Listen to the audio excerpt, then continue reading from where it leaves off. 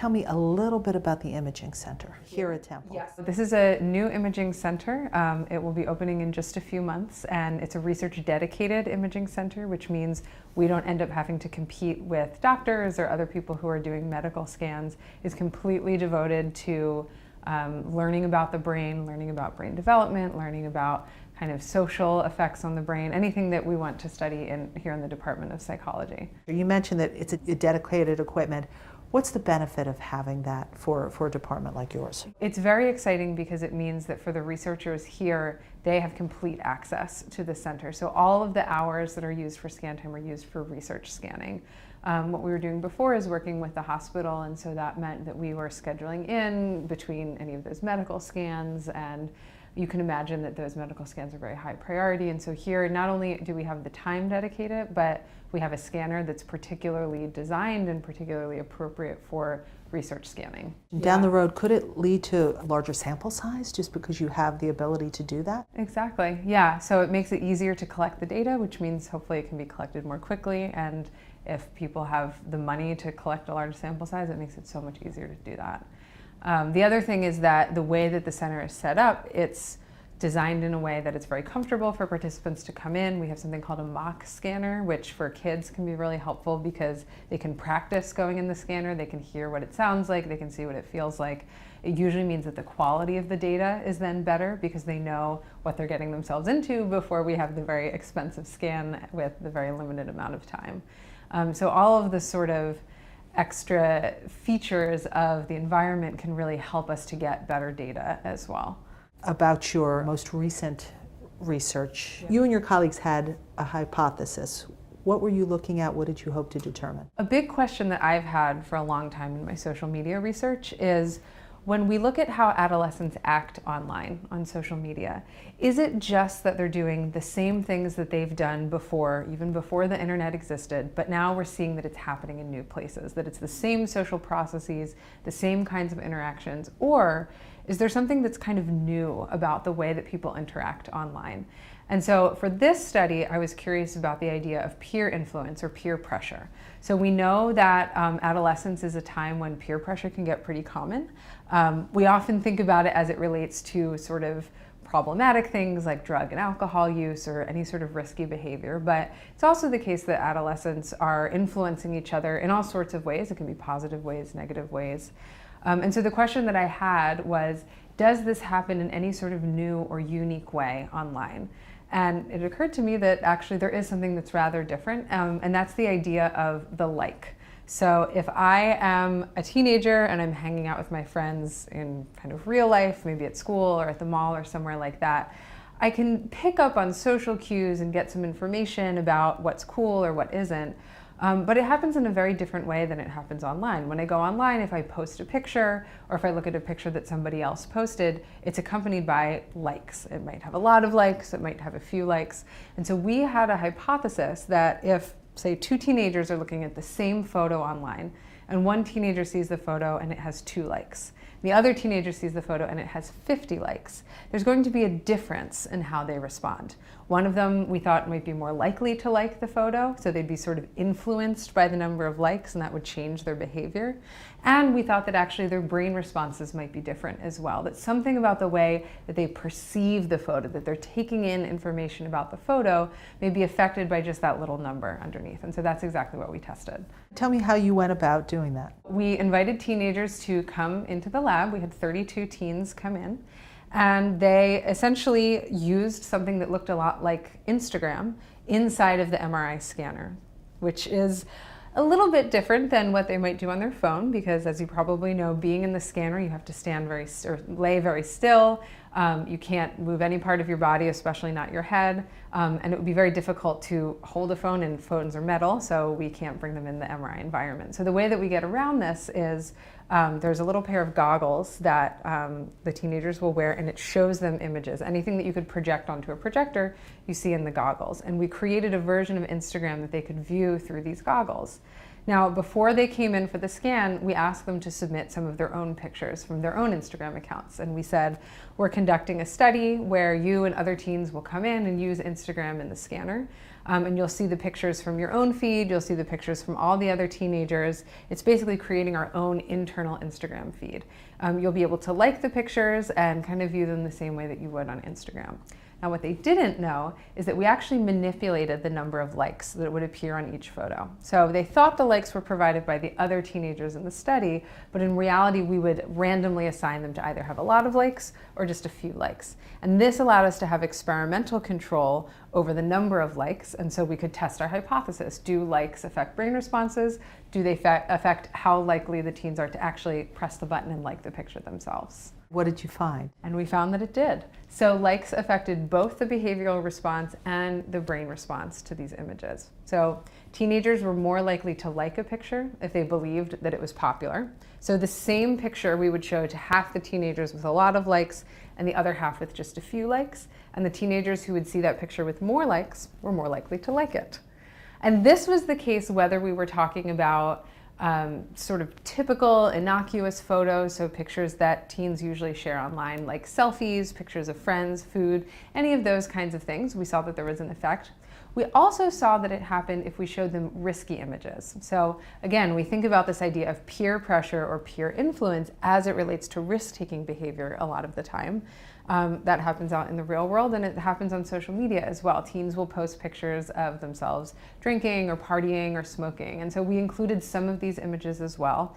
And we also saw that there was an effect of likes, that teens were more likely to like those images if they believed that they were popular. Now, in terms of the brain response, we saw that there were a number of different brain regions that would become more active when a picture had a lot of likes. These included areas that are involved in visual attention. So this suggests that even though the pictures were the same, something about the way that teens were looking at the pictures, that they were paying attention to the pictures, was actually changing. We also saw more response in areas involved in social cognition, so maybe thinking about your friends, thinking about yourself, thinking about the world in a social way. And one area where we hypothesized that we might have a finding, we ended up having that, and that's an area that's called the nucleus accumbens. And it's one of the reward centers of the brain. It's part of the circuitry in the brain that's involved in things like subjective experience of pleasure. So if I eat a favorite food, if I look at a picture of a friend that I love, or anything like that, you'll see more of a response in this region. And we saw that that brain region became more active when teens saw that other kids' photos had a lot of likes, and particularly when they saw that they got a lot of likes on their own photos. So these likes are rewarding them. And what's really interesting about this brain region is that it doesn't just make you feel good in the moment, or it's not just associated with that feeling of pleasure. Because obviously we could ask a teenager, do you want to get likes? And that would be kind of enough to answer that. But this brain region is also involved in motivating future behavior and in learning about the social world. So it suggests that these likes may be serving as some sort of cue to teach teens what is cool online, what might be appropriate to post or not, and actually potentially shaping their future behavior on social media. So what are the implications? The implications are the likes matter. If we think about any time we or young people go online, likes are everywhere, right? We did this study on Instagram, but you can find likes on Facebook, on Twitter, and there's all sorts of other quantifiable information online, whether it's YouTube, whether you're reading a news article. And this is very different from our world kind of outside of social media. We do get a lot of feedback from people around us, but it isn't associated with these numbers. It isn't quantifiable. And what the research suggests is that these numbers are affecting the way we respond to information and even the way we initially take in information that we see posted online. And that may be especially true for teenagers. What are next steps for this study? All we've done here, and it's an important start, but it's a first step, is we found that likes are changing behavior and brain responses in the moment. So if I show a teenager a feed of photos and I change the number of likes, it affects their response right then. But based on these findings in the brain, particularly in this area, the nucleus accumbens that's involved in reward processing and learning, this suggests that over time, likes could be changing the way that people interact with their online worlds. And so this is a really important next step, is to understand how these behaviors in the moment are affecting, or how these likes in the moment are affecting behavior down the line.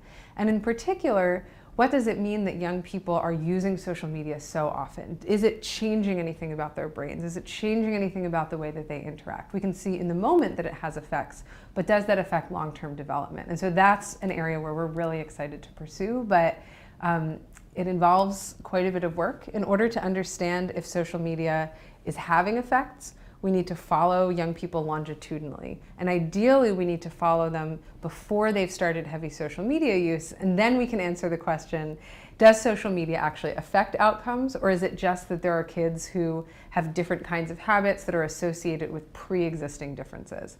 This idea of trying to tease apart kind of what came first is really difficult to do.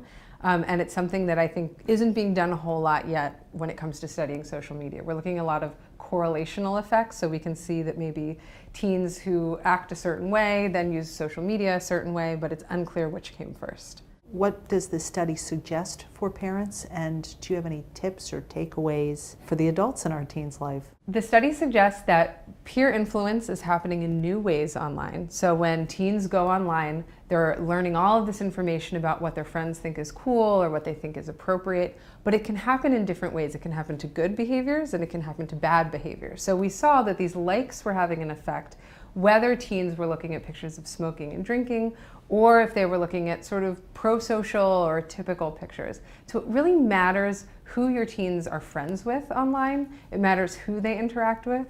Sometimes this online network can be a lot larger than the friends that they engage with day to day. So your teen may actually be spending time with a few friends in school and then have a much larger peer network online as well. And again, it's not necessarily a bad thing. It really matters in the way in which teens use these tools. So something that I always recommend to parents is to understand it's not just about trying to limit social media use or banning social media use, but really trying to understand how the tools work and realizing that it matters the way in which they are used. So as much as it can be frustrating for parents to feel like there's this whole new landscape that they have to navigate, they may not be as interested in social media or interested in the tools that their teens are using. I think it's really important for parents to become comfortable with these tools, to talk to their teens about them. Because again, it's not just that social media is good or bad, but it matters the way in which they use it. So again, you're not saying limit it.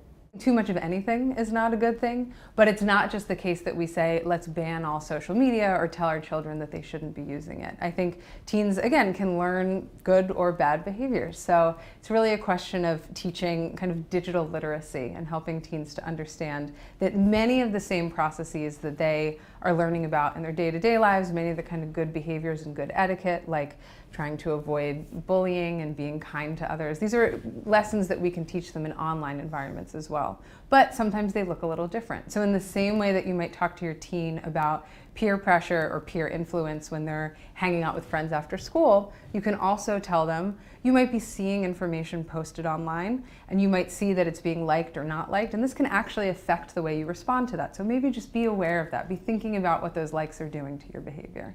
You had mentioned certain areas of the brain, the nucleus accumbens, an area that impacts social cognition, and another area of the brain, the visual area. Yes. Could you just tell me where these areas of the brain are? We found that areas that became more active when teens saw pictures with a lot of likes included areas involved in visual attention, like the occipital cortex, for example. We also saw brain regions involved in social cognition, like the medial prefrontal cortex and the precuneus became more active. And we saw that a brain region involved in experiences of reward and motivation and social learning. This is an area called the nucleus accumbens. This brain region became more active as well, especially when it was their own pictures that had a lot of likes. And what's your area of expertise? Adolescent development. And in particular, I study adolescent brain development and I study the effects of social media. Where did you get your undergraduate degree, your graduate degree, and then your advanced degree? I did my undergraduate degree at Vassar College. I studied psychology and music. And then I did my master's and my PhD at UCLA in the Department of Psychology, and now I'm here at Temple.